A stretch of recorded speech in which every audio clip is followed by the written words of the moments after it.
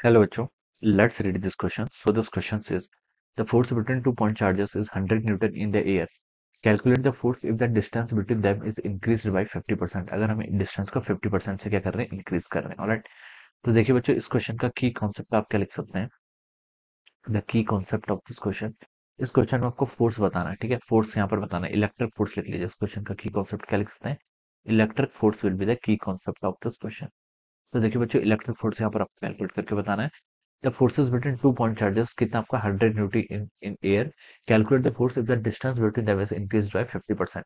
तो देखिए electric force को हम कैसे लिखते हैं. इलेक्ट्रिक फोर्स देखिए आपके पास मान लीजिए दो चार्जेस हैं Q1 Q2. तो उनके बीच का इलेक्ट्रिक फोर्स का हम ऐसे लिखते हैं Ke Q1 Q2 by R square. ठीक है, ये आपका हो जाएगा. ठीक है, this is the formula for electric force. Force कितना देखिए आपका 100 न्यूटन के इक्वल कब हम मीडियम क्या एयर. के को मैं यहाँ पर पुट कर लेता हूँ. कितना हो जाएगा 1/4 इनटू मान लीजिए आपके दोनों चार्जेस के हैं Q1 Q2 हैं डिवाइडेड बाय कितना हो जाएगा आर स्क्वायर. ये सिचुएशन है. आर के आपकी distance of separation between the charges.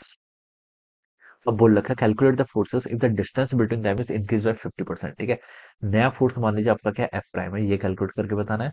अगर हमने डिस्टेंस को इंक्रीज कर दी तो मीडियम सेम है तो 1/4 ऐसे रहेगा. चार्जेस भी आपके सेम है तो ये भी ऐसे रहेगा.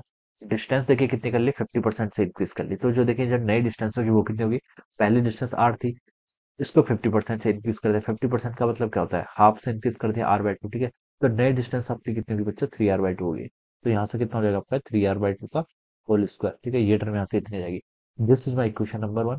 This is my equation number 2. अब इन दोनों को आप क्या कर लीजिए, डिवाइड कर लीजिए. तो यहाँ से आंसर हो जाएगा 100/f प्राइम. ये बच्चों किसके इक्वल होगा देखिए 1/4 से 1/4 कैंसिल. Q1 Q2 से Q1 Q2 cancel.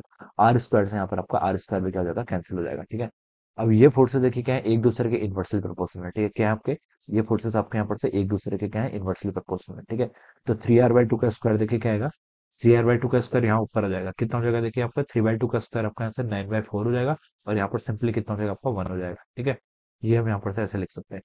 F dash देखिए बच्चों कितना हो जाएगा. एफ डैश को हम यहाँ से लिख सकते हैं 4 से 100 को मल्टीप्लाई करेंगे तो 400 हो जाएगा डिवाइडेड बाय 9 इतना Newton.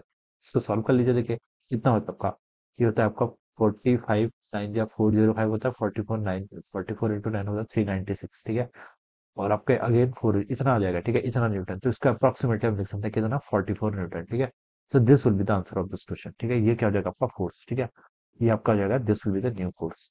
So this will be the answer of this question. So I hope you all understood this concept. All the best and thank you so much.